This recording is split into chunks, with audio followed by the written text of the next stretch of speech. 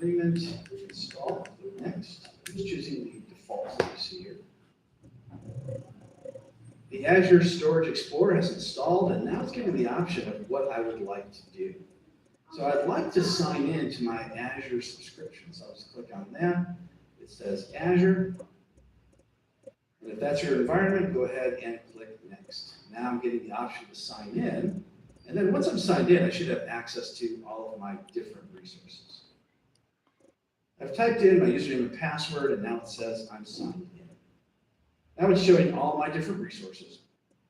And now I'm going to click on Open Explorer. And there's my storage accounts. And after a refresh, we see the storage accounts appearing. What I want to do is I want to create a file share. So I'm going to go to where it says File Shares under my LinkedIn storage account. You can see I have other storage accounts as well, but I just want to focus on this one. So I'll right-click and choose Create File Share. And we get a box that appears, and I'll just call this one LI Share for LinkedIn Share. Now the reason you see these in lowercase is because there are some rules about starting with a capital letter or with a number. You have to start out with the lowercase letters. Now at this point, I can go ahead and start copying data up using the Explorer. However, for clients, that's not the easiest way to get them to use it. So I'm going to go back into the Azure portal. I'm back in the Azure portal under storage accounts. I'm going to click on my LinkedIn storage. And then I'm going to go to where it says File Share. So I'll click on File Share. And we should see the new file share here, and we do. So I'll click on the LinkedIn share. And then I'll go to Properties. Now here we see the URL. This is the URL to the share. So I'm going to copy that location and go back in to my Storage Explorer computer. I'm going to minimize Storage Explorer and open up Notepad. And now I'm going to paste in this particular link. Now I need to replace some things. I'm going to replace the / with backslashes. And then remove the HTTPS colon. So I'm going to need that in order to map to a drive node. Next, I'll go to File Explorer,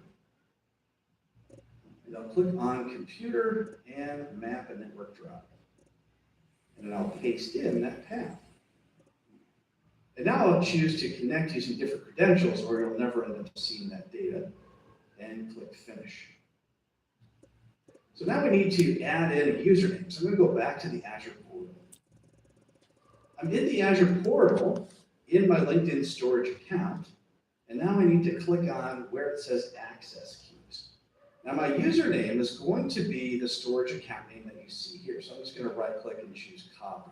And my password is going to be one of these keys here. So I'll click on Show Keys, and I'll need to copy any one of these keys, either key 1 or key 2, and then paste it as my password.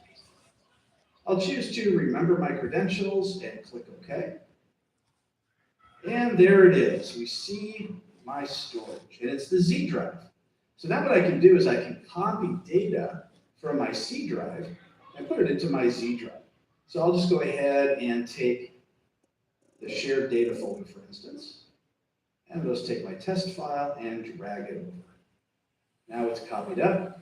I should be able to see that now in my Azure Explorer. And after clicking refresh, we see my test.txt file is now there.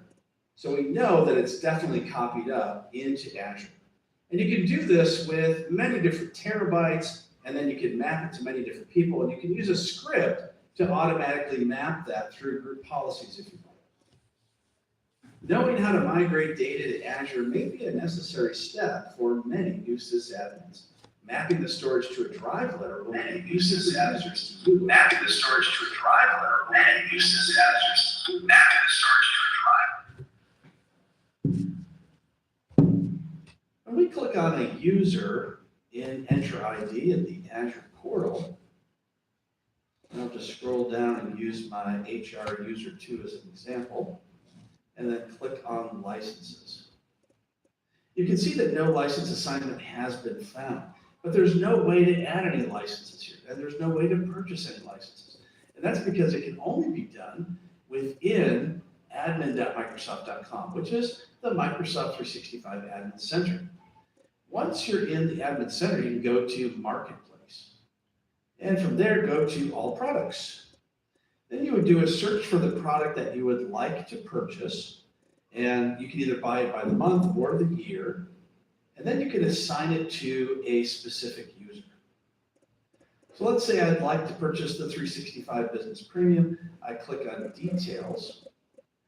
And then I can click either by the month or by the year, and click Buy, and my credit card will then be charged. Now, if you've never purchased this type of license before, you'll also see the option for doing a 30-day trial. I'm going to go to my users and assign a user by clicking on Active Users, a license I've already purchased, so that user can take advantage of that particular service. So I'll go down to my HR user again, and it'll bring up the HR user 2 properties. And I can go to licenses. So anything I purchased in that marketplace now shows up here. So let's say I want to make sure that that user has the Microsoft Cloud PKI license assigned. So I'll click Save Changes. And now that particular user has that license. So you can see in this case, it was just a trial license, which is going to expire soon, but it still works the same way. So now that that user has that license, I can go back into Azure with an Enter ID, refresh, and you can see the licenses here. So keep in mind that when you are trying to assign a license to a user or purchase a license by the month or by the year, it can only be done within the Microsoft 365 Admin Center in the Marketplace section.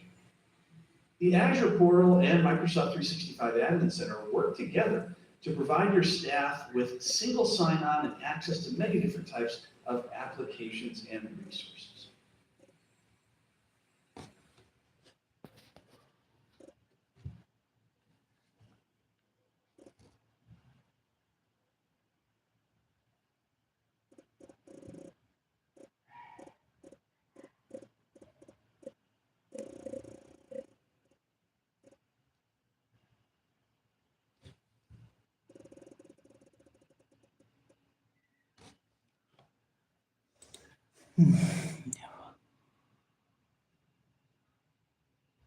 Many large organizations have a security team, but most organizations aren't large enough to have this luxury.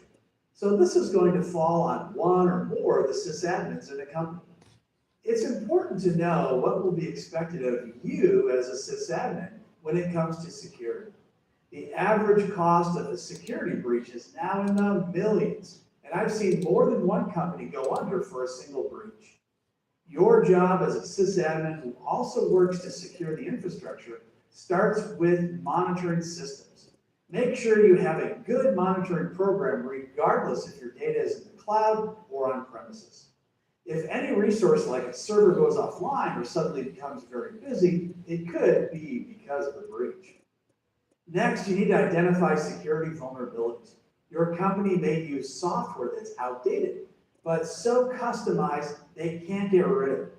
Find out what ports they listen on and what databases they use, along with the versions of files that make it work. Then find ways to mitigate the risk by hiring a programmer, lock down unused ports, or look to replace it altogether.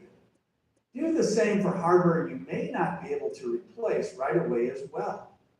Monitor traffic using intrusion, prevention, and detection devices and services. These will tell you if any unusual traffic is happening and if they fit a particular attack pattern. When these are found, you can have a script auto-run to block the traffic, or you can manually go in and mitigate the issue. Have good antivirus that is up to date and works with your applications. Some AV programs cause applications to have issues, so make sure everything is compatible. Many companies are adding a second AV as well. Make sure these don't try to fight each other, causing a kernel panic in your operating system. Run updates on a regular basis but not just for Windows computers. Do it for all operating systems and applications. You may need System Center Configuration Manager to do this, or use Endpoint Managed Cloud Service from Microsoft. Any vulnerability could be the way you're compromised. Encrypt all data that leaves your office with products like BitLocker. If not, then all client data that has been lost by a missing laptop will have to be reported to the client, and that could be a difficult discussion. Encrypt all data streams within the organization to prevent man-in-the-middle attacks. This can include VPNs, DNS security, SMB 3.11, and others. Use certificates to ensure data streams are protected as needed. Prepare a network recovery plan. Make sure backups are not on the Active Directory domain and have some available that are in the cloud or offline in case of a ransomware encryption attack. Recovery needs to happen as quickly and completely as possible after a breach. Once you've set up security the way you believe it should be done, it's important to have a security audit done of your network. This will not only give you peace of mind, but will allow the company to obtain cyber insurance to protect the company's assets in case of attack.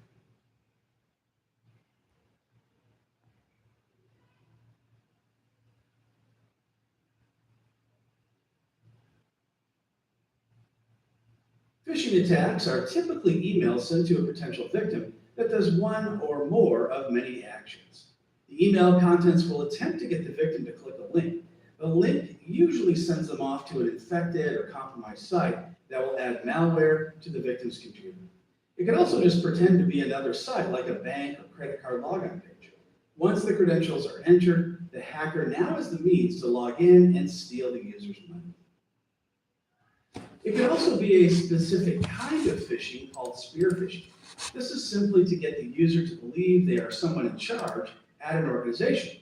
The email will direct the victim to release funds or give personal information that will benefit the hacker. The emails will generally be very professional looking and convincing to the victim.